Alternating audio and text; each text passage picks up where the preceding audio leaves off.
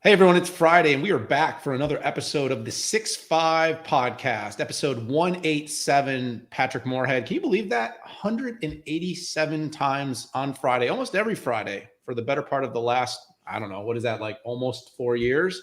We've shown up for what I will say is my favorite part of the week, and that's hanging out with you, bestie.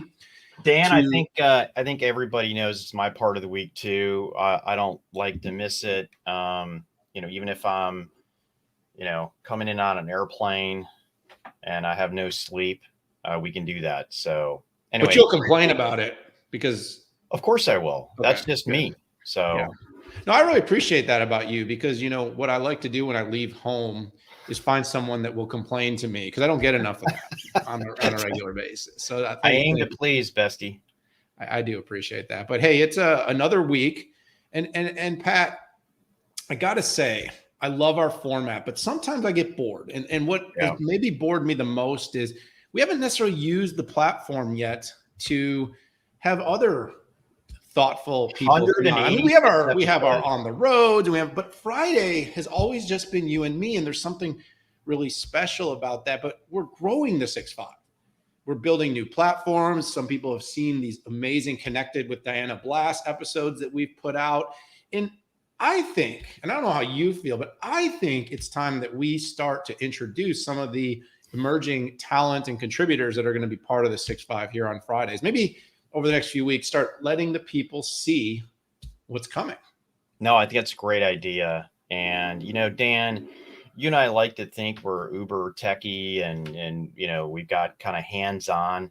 I mean, the reality is I've run products for companies, I've run product marketing, I've run corporate strategy, but very, very little, and I'll admit it, I don't, my hands on a console. I can tell you about a console, I can tell you about a CLI, and maybe I've hit a few. I know 3 programming languages, but wait.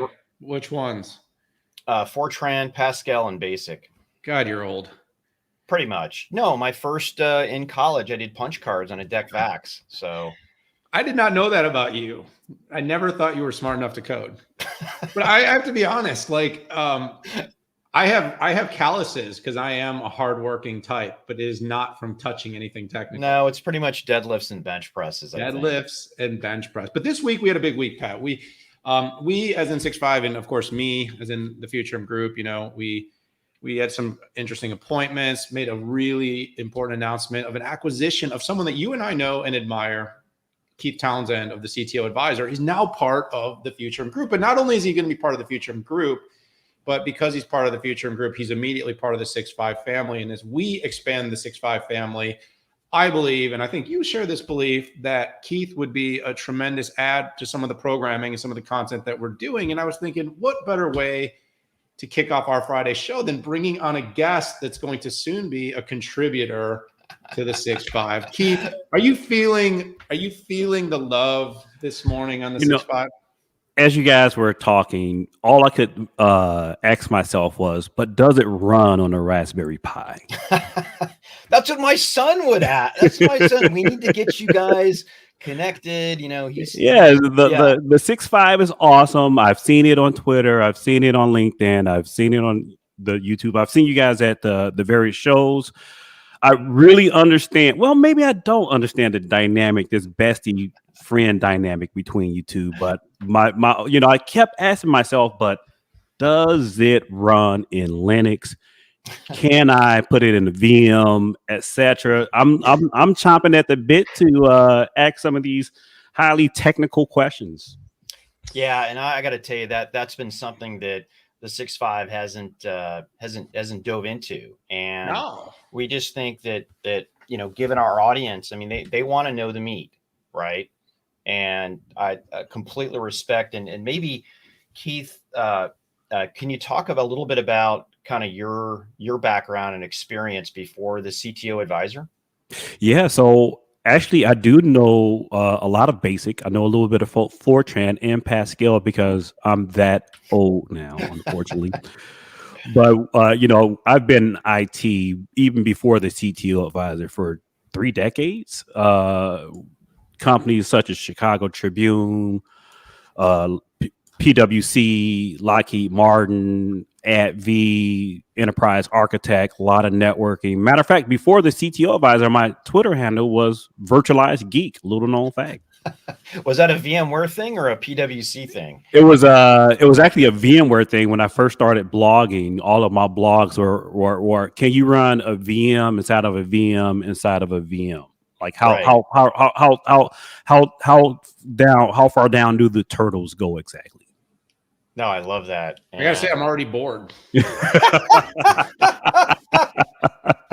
That's why we need you, because there's so many people that care about this. I don't know, man. I'm digging the light pen.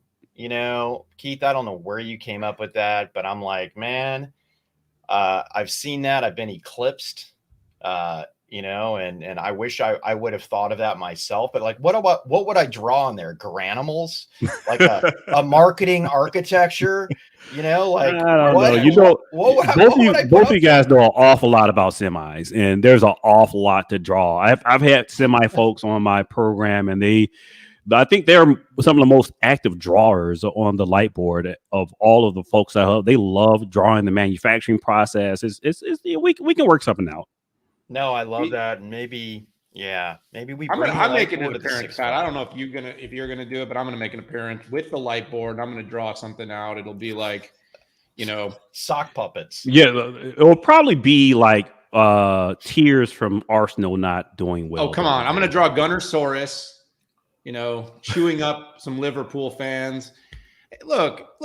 I put my loyalties out there. This is like me opening up vulnerabilities to the world, Keith. You can't spit that out. That'd be like me telling you the DePaul Blue Demons suck at basketball. You know that already. You know what? Underneath this Blue Demons sweatshirt is a Blue Demons t-shirt. So watch it, man. I know how you feel. It's all the way. It goes all the way down. It would be more like you saying that my Chicago Bears are not a good football team. They're not. Actually, they won last night. They did win last night. That was ridiculous. Now we're going to screw up our draft pick. We're going to screw up our draft pick, all because they had to go on and win a game after they're already 0-4. There's a 0% chance they're going to the playoffs. You lose and you get Caleb Williams to Chicago. That's what you do. You lose and you get him to Chicago. But they'd have the number one. I'm a Cowboys fan now. I sold my soul. I'm out. I'm done with Chicago sports. They're too cheap for me. By the way, none of you have any reason to whine. I grew up in Cleveland, Ohio, folks. And, the last time Browns never won a Super Bowl. And my dad still relishes in the Indians winning the World Series back in the 40s. So, it's painful, which I got to Texas as soon as I could. I'm a Dallas Cowboys fan, but, I still watch the Browns, and I'm hoping that someday they might be able to do something, but I don't know. They've got Deshaun Watson, so we'll see. So, so I know we need to let Keith go. He's got some real work to do, and by the way, I appreciate that real work more now than a week ago. Not gonna lie, but we're excited to collaborate and have you bring your smarts to the 6.5 audience. And of course, selfishly, and Pat as an advisor to Futurum loves to see you helping grow the whole shebang. And so keep up all the great work. And Keith, thanks for joining us. And we couldn't be more thrilled to have you as part of the team. All right. See you guys post the VMware Broadcom merger. Yeah, no, sounds good. I'll see you before that for sure. Yes, you will. Pat, you might see me at VMware Explorer. No, it sounds good. All right, guys. All right, man. You left him. You left. I was worried. I'm like, is he guesting in? So yeah. Hey. Well, everybody, I hope you enjoyed getting to meet Keith. I'm telling you, good person, smart person, and definitely going to add something here on the 6.5. We're going to get more technical for that audience, of course. And we're going to bring the right people in to have those kinds of communications. But all right, we got to get back to it here. This is the first time you've seen the 6.5. You probably thought that might be normal. It wasn't, but it might be more normal into the future. We got a great show this week. Big news coming from a lot of different companies, a lot of events this week. Some I cared about more than others. There was a big spinoff, big announcement by Intel, but IBM came out with news. We had Dell Technologies Security Analyst event. HP had a big first-time event. Google announced a new phone. Pat will go into whether anyone should care. And then Eric Yuan made a very interesting entrance to Zoomtopia this year. I don't know if you saw the video, but We're going to also have to go fast today because Pat has a call at the top of the hour and I don't. So I was going to go as slow as possible just to make him uncomfortable. All right, Pat, let's jump in today. Just know this is for information and entertainment purposes only. While we are talking about publicly traded companies, please do not take anything we say as investment advice. Pat, Sandra Rivera is running off to become the CEO of Nuco. What's going on at Intel? That's right. So second spin for Intel Corporation. The first one was Mobileye, and the second one here is PSG. And PSG is the Programmable Systems Group or Programmable Solutions Group, which equates to FPGAs. And Dan, we've talked a lot on the 6.5 about FPGAs, really honing in on what Lattice has done. I think what Lattice has shown is that if you're a pure play, you can grow more than anybody else consistently in not just in the space, but even semiconductors for a company their size. They've outperformed, I think, everybody maybe except Broadcom out there.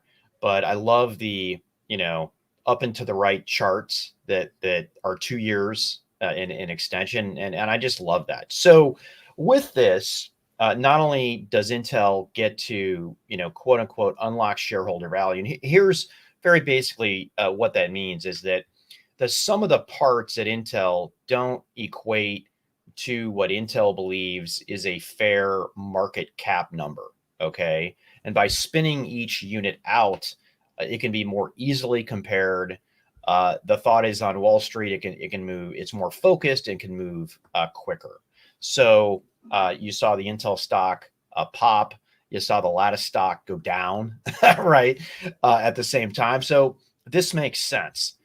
From a focus standpoint, right, I think this enables Intel to focus on CPU, GPU, and NPU, okay? And then FPGAs for whatever the Nuco is. So very straightforward from Wall Street standpoint. This is about focus. Intel will retain most of the ownership of the company. I think, it does beg the question for AMD, which says, hey, we bought Xilinx for 3x billion. And what does that mean from a adding incremental value? If you look at the percentage of the size of those businesses, I do think that this doesn't negate, just because Intel spins out doesn't negate the benefit of Xilinx to AMD and its customer sets. But, we will have to see. And I'm looking forward to working with newly minted CEO Sandra Rivera. Sandra, you know where to find us.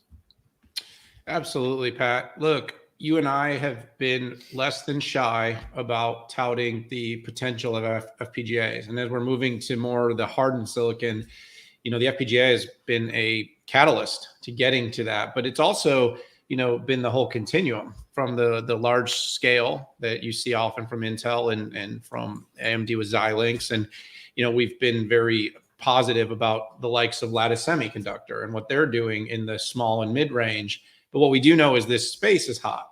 For Intel, though, this is, I think, a big Wall Street move. Why is it a big Wall Street move? Well, first of all, its Mobileye spinoff has proven to be very successful for adding shareholder value. Intel retained the majority of the control of that business, but was able to unlock a whole lot of market cap and liquidity for the company. This is a little bit different because Intel will need to create the agreements that will exist between the new business and its existing business from an IDM and integration standpoint. But from a ability to put focus, unlock market potential, and really create and unlock that shareholder value, you've seen, Pat. I mean, what stock in the semis has performed better than, besides NVIDIA? What has performed better this year than Lattice? And I think it's few and far between. Yeah. And that's because Lattice, despite market complexities, has been well diversified and has been able to continue to grow against the trend lines. Well, PSG has been a pretty strong business. And while Intel hasn't talked a lot about the details of the performance of that business, it is very interesting. So it's a positive one. Pat, here's the deal. Every topic the rest of the way, what I want you to do is remind me how much time I have so that I only get like 1 or 2 minutes to talk. All right, let's move on to the next topic here. Come on, man. I'm running the show today, dude. I gotta, everybody, you gotta understand here. Sometimes when we look away, we're not ignoring each other. We're reading each other's witty comments in the chat. So, Pat, thanks for that. Witty, all right, so sarcastic. Yes, I am full of sarcasm today, Pat. So let's jump on and talk a little bit about an IBM announcement. This one should move a little bit more quickly, but I don't know if you saw what's going on with Clorox. I don't know if you're paying attention to the continuous stresses and pressures of the Gen AI data leaks, breaches have, and the impact they have to companies. But one of the things IBM has been doing, and I'll say it somewhat quietly, while it's been really busy with its AI and hybrid cloud story, it also has built a very compelling security story. And with its growth in observability, its growth in log and ITSM, IBM is building products and services that are going to help companies more quickly deal with the rapid threat. It's not if you're going to get breached, it's when you're going to get breached. And so while we're moving to zero trust architectures, are trying to figure out how do you manage more responses to more threats more quickly and reduce risk. So IBM is pushing its AI story. It's going AI powered with its threat detection with the goal of basically being able to alleviate about 85% of alerts and doing them completely automatic, completely with AI, 24/7 monitoring. And, basically being able to layer this on top of the existing tools that companies are using. Pat, to me, it's a pretty straightforward play. It's a show of force around AI being used for a very practical application. It's focusing on one of the surfaces that companies aren't thinking as much about right now with AI. Companies are all about how do we get more productive? How do we push forward the AI for generative and efficiencies?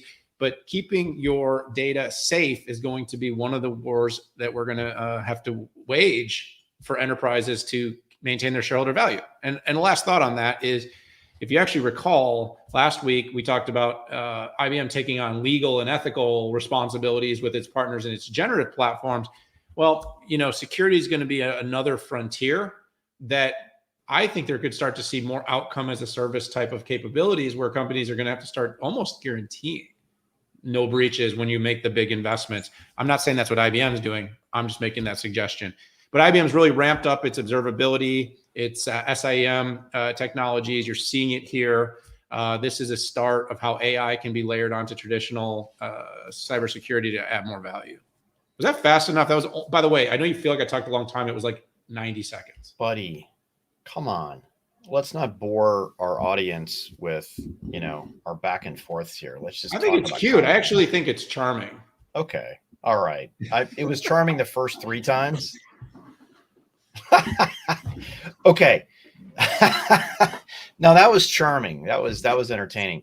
So listen, 10 years ago, I predicted spy versus spy once AI started to get in here. And this was the fundamental belief that when we couldn't respond, humans couldn't respond enough because the hackers had nation state budgets.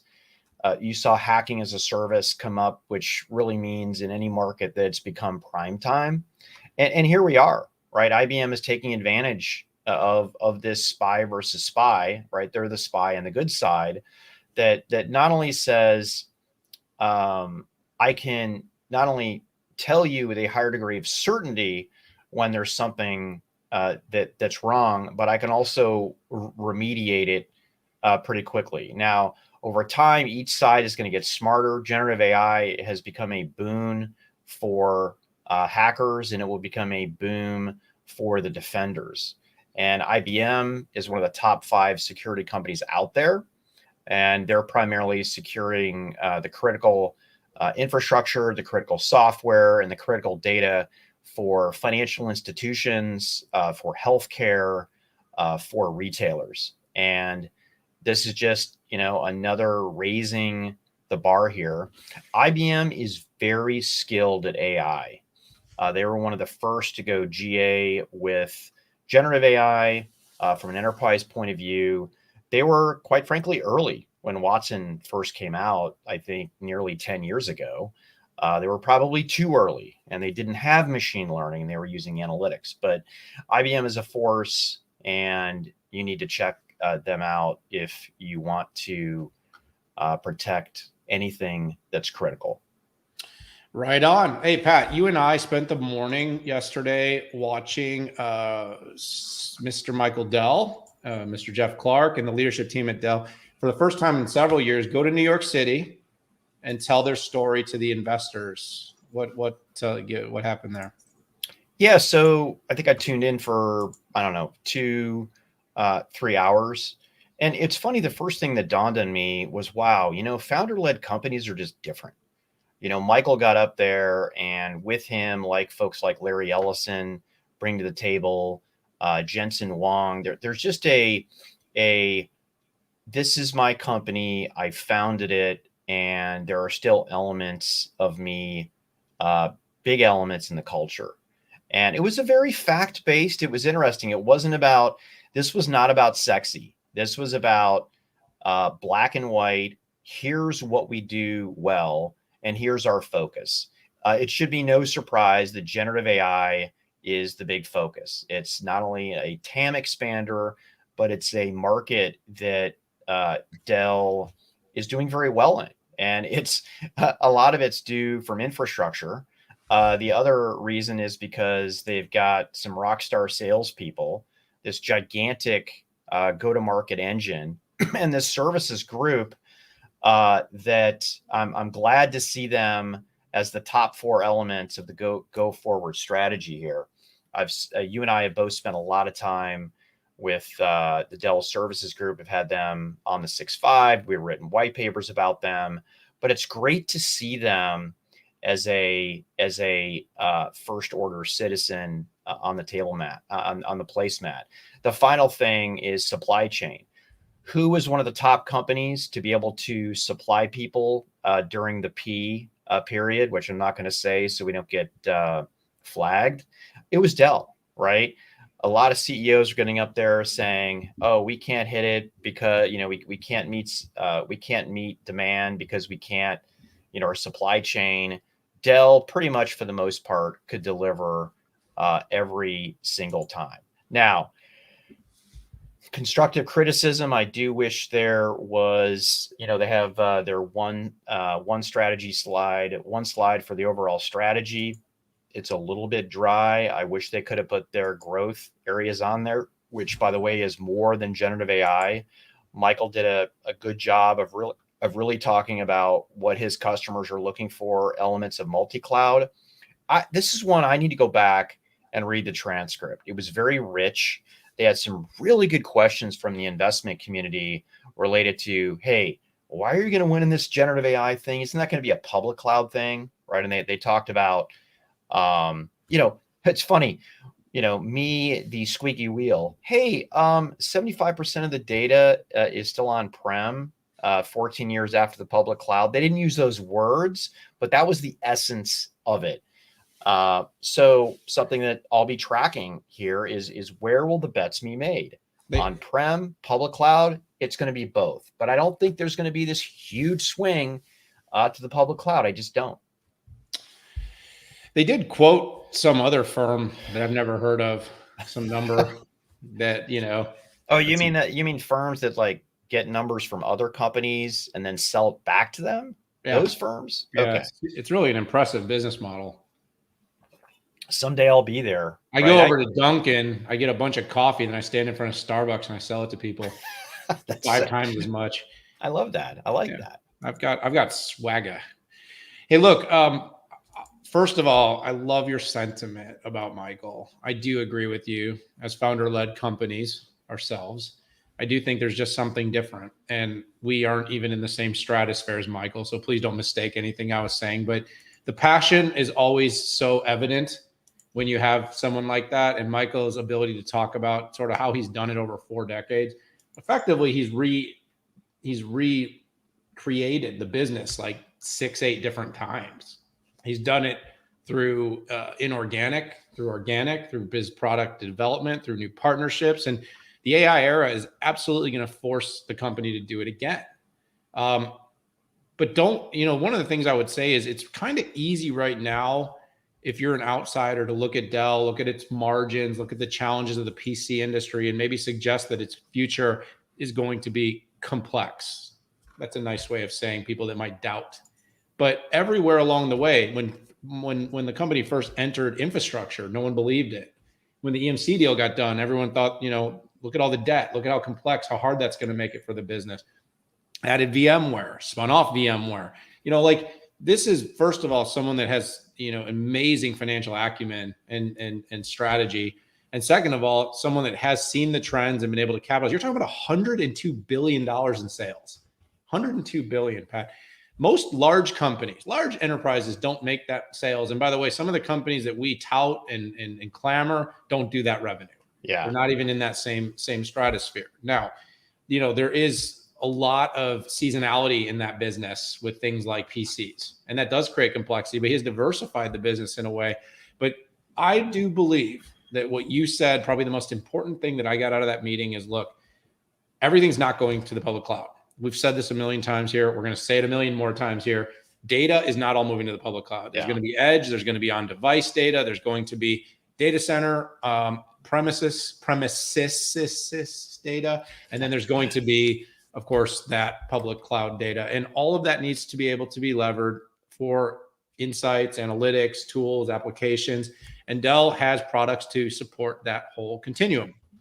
Look at all the number ones and categories that Dell still runs, all the new and cool storage and data companies out there that are rising. And of course, Dell's paying attention to them, but they're not even making a dent in Dell's storage business right now. That's just a for instance. Excited to see how they put it all together. That's what Dell's value prop is going to be, putting it all together, helping the companies navigate the complexities of AI and Gen AI. I think they'll do it. Of course, competition will rise, but the market will grow and the demand for tech will grow. And every generation of this, Michael's been there, and so is Dell. So I expect that to continue. It's hard to not feel positive about where that's headed. Boy, did Jeff just seem jazzed? I mean, Jeff is always high energy, but yes. Jeff, I think, has entered a new place. I mean, the guy's been there for 37 years. And he only looks like 50. No, I know. He's like 12. And by the way, everybody else is in suits, and he's in a blue T-shirt with AI on it with cowboy boots. I just love that. That's like, my wife calls this my security blanket. T-shirt's a security blanket. I wear a vest. It's like 100 degrees here. I'm still wearing a vest. I don't care. Love that. All right, let's move on. Let's talk HP Imagine. Let's go from one company that makes PCs to another company that makes PCs, Pat. PCs and more. Yep. So I wasn't able to attend the Imagine event. We had a senior analyst and vice president of modern work from Moor Insights Strategy, Melody Brew, but I tuned in to the big show, and they really brought it. First off, they're going to have an annual event that's just theirs, and I think that is great. The company has been very inconsistent over the past few years, and I know that we all weren't able to go to events, but I really felt like they pulled back, and it's great to see the company back in there.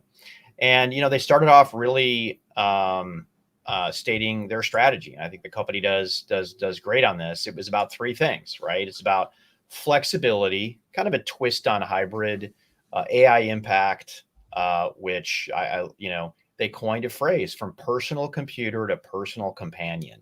That is so clever. I wish I would have thought of that myself, but it's classic HP. They've validated and verified the benefits of doing generative AI on the device itself. I love this. This ties with Qualcomm is doing, Intel is doing, even Dell talked about it yesterday as well. And the third thing is trust, which it was interesting. Typically, HP Inc. was guns a-blazing, leading with the word sustainability. They didn't do that. Now, trust is about helping the environment, but I found it was interesting that they didn't lead with that term. And I kind of think it's a reflection of the times here, where quite frankly, people are tired of the word. They just want to see action. And it has become very politically charged. Alex got on stage, talked about, the new HP AI Studio and the AI workstation solution stack. I need to do a double click on that, to be honest, on what it is. I like the words that they used. in terms of solutions. And I like that they came first out of people who developers, right? That would show up, like my son Pico, who's doing generative AI, targeting folks like him. And I'm going to end with a very, very interesting movable all-in-one. Ironically, it reminds me of a product that the team that I worked on that we did in 1998. That was the first flat screen desktop that you would carry around from room to room. It had no batteries, but it had a big cord that it would snake inside of the unit, but you would carry it around. And by the way, that's not detracting from what I said yesterday. It's more of just admiration that we had a good idea 25 years too early. So ton of stuff with poly integration, new services that they brought out with, and finally a lot of new, very compelling print and print as a service. That was my topic, but good job. Thank you. I didn't say anything about it.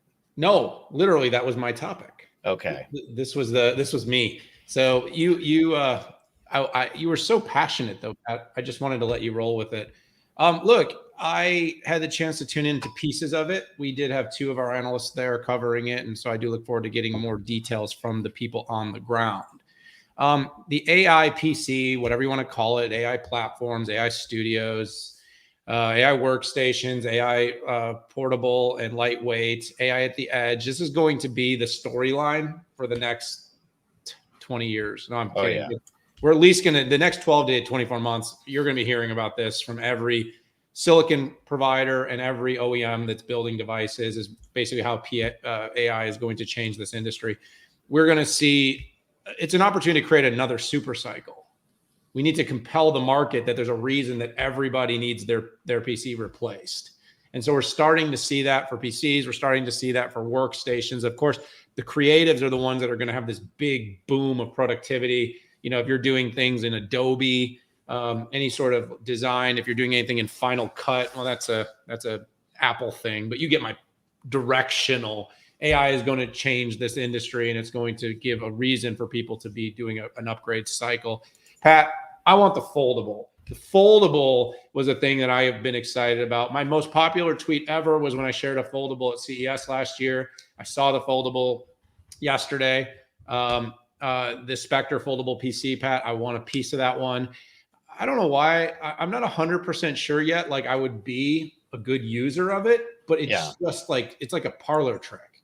And I just want to take it out on like airplanes and be in rooms and just take it, use it and see what kind of reaction I get. But I also do like the kind of multi-format. And I just love things that are disruptive. And I feel like it's super disruptive. The moving that I gotta say, I'm not sure I get the movable all-in-one thing. But I gotta imagine that HP did its homework. So there's an audience for this. Is it about creating a highly powerful but move? I don't know. I'm watching that one. And then lastly, as you know, and you and I both know, the HP and Poly tie-up, it's still got a lot of legs left. And I think we saw inclinations, heard from Dave Shull. I think the road forward is going to be this hybrid. How are we integrating and building into device? And eventually, Pat, I want to have a device that I don't need to carry any peripherals. Yeah. And I don't know if that's good or bad for that. It's like what poly technology can be built right into the machine, because, when I'm on the road, I want to carry one device and I want to have a camera that's good enough and a mic that's good enough for broadcast quality. Is that too much to ask?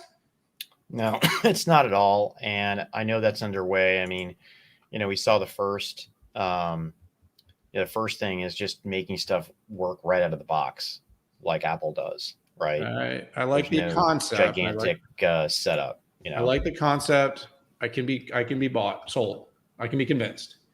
All right, Pat, let's move on.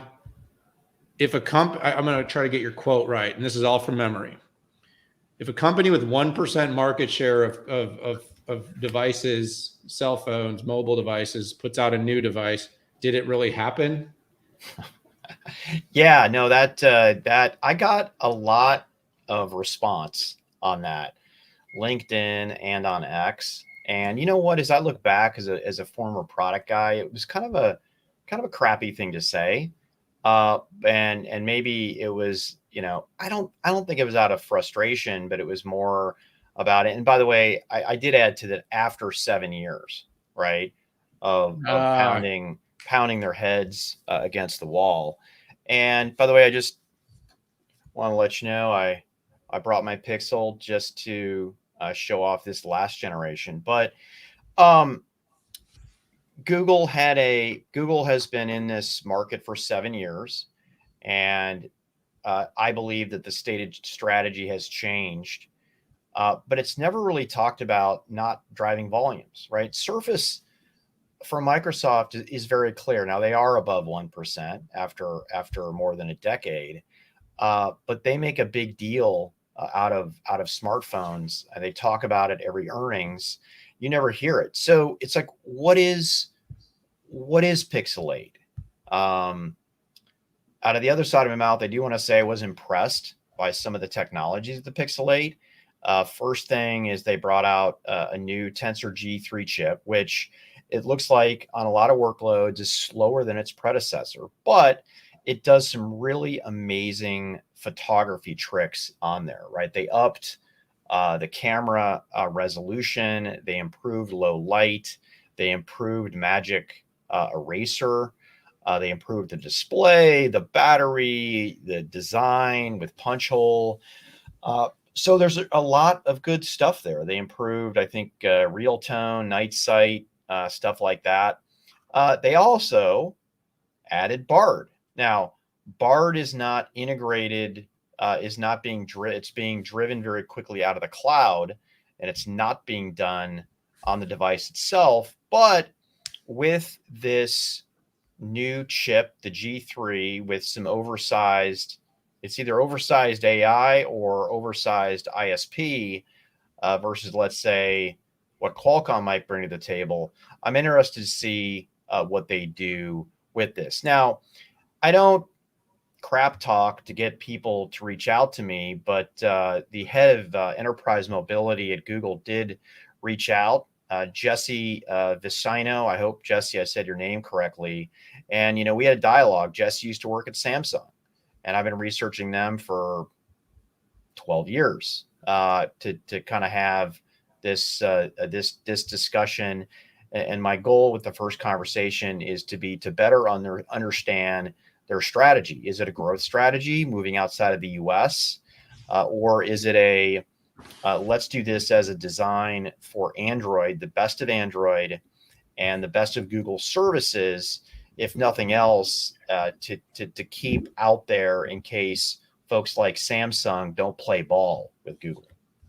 Yeah, I'm going to keep my thoughts here pretty short. I think it's an opportunity, Pat. I actually think that as you see vertical integration, as we see the AI feature sets, one of the things we're seeing in cloud is increasingly companies saying, basically, if you want the best of the features, you got to be in the cloud. Well, Google, and this is a little bit of what Surface has always struggled from as well, has been always been really, philosophically, I'm not in the room in the negotiations, but fair about the Android devices all having some level of parity. And I'm sure there's some antitrust reasons that has to happen as well. But having said that, are there going to be features in the AI era that could truly allow Google to make its device the penultimate experience? I mean, Apple's been doing this for a long time. Well, it doesn't actually have the best features, but by basically increasingly vertically integrating and closing architectures, making theirs better, at least to its audience. I don't feel like Google's really capitalized necessarily on the opportunity it has. I mean, it is the Android creator. So could it have a stronger, more compelling device story? I think it'll always be a bit of tug of war, though. It'll always be a bit of a tug of war with their policy and antitrust requirements. So let's see how that one goes, Pat. But I think it stays relevant because we need competition, and Google does. It is a good device. This isn't a Fire phone. This is a good device. It's just not that popular. So, all right, we're going to make it. We're going to make it. Zoom had its big Zoomtopia event. I alluded in the beginning. If you haven't seen it, Eric Yuan did actually, Pat, you do need to watch this. Eric Yuan came out on stage and did the Pat Moorhead. He ran out on stage going Zoom, and he ran and did like 3 or 4 circles on the stage. It kind of made a bit of a headway across the internet. And I saw Pat Moorhead do this at a Cloudera event, getting everybody pumped up for his keynote, which was really good. Tried. Thank you. You're welcome. And so what did Zoom release this year at Zoomtopia? So I didn't make it there, but our research director, Craig Durr, who leads the workspace practice and intelligence for that area, was there. And I did have the chance to review and watch from afar. A couple things that came out, Pat. This one, first and foremost, Zoom Docs. All right, you with me? Zoom Docs. I'm hearing you, dude. No, I'm saying Zoom Docs. No, I know. Listen, I had to do a total triple take when I heard that for the first time. Okay, I'm going to be candid. Zoom wants to get into productivity now. I am both excited to see it and try it. From what I saw in the demo, it looks very cool, but my hair is falling out trying to figure out, is there a market for another productivity suite? Meaning, does Zoom and this platform have the capacity to create demand for people that are going to want to use? Now, in terms of a use in real time with better features for collaborating and interacting with the content, I could see, but I'm still I need to spend some time with this. Are they trying to compete with Microsoft Office?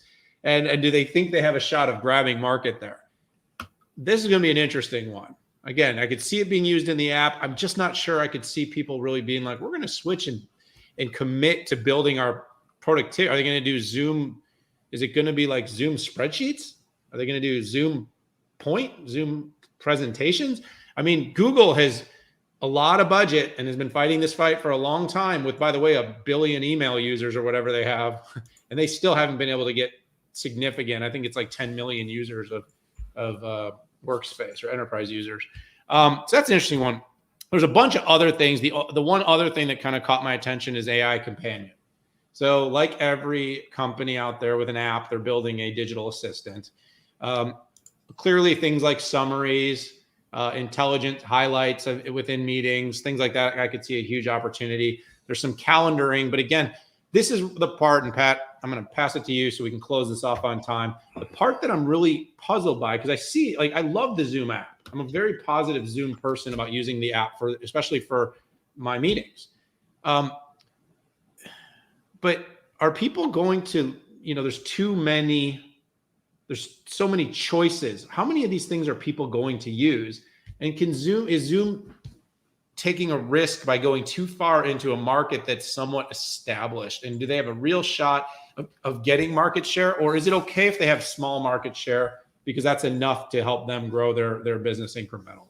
Well, as long as it's more than 1% increase over 7 years, then it won't show up on my radar. You don't get a tweet for that. Exactly. You get a tweet. So Dan, no, you asked the seminal question, and what I look strategically and ask, what's their other option, right? We both talked about these giant monolithic platforms, whether it be from Microsoft, Google, Salesforce is trying to build theirs, and Zoom has theirs. I don't see a strategic alternative other than maybe getting in devices, which is lower margin, right? It makes no sense. So now, I don't like the name Docs. It should be called Workspace, okay? And whether it's in Box, whether it's in Google, Microsoft, everybody has a workspace. And I think the belief is I'm going to be on a video. You and I are going to be on a Zoom video, and we're going to be wanting to share stuff, whether it be a whiteboard or text. And this is going to be the workspace. All right. I tell you what, it is hot. Second point is Zoom AI Companion is amazing. Okay. I don't gush about very many products, except for maybe AirPods here. But this is amazing. If you guys have done the summary It actually is good. I do love that. It makes Otter should be embarrassed and should try to figure out how they did that, because it is really good. I have not used Teams yet to be able to do that. Third topic is Workvivo. I said at the very beginning of the P, again, can't say it because we get, I don't know, I think you get dinged on our web traffic. But I said, listen, we're going to go back to work. We're going to go back to work because the tools aren't ready. And part of this is to keep employees in the game, keep them focused in. And they bought a company called Workvivo, which by the way, is very, very similar to Microsoft's brand for what they're trying to do with the same thing called Viva.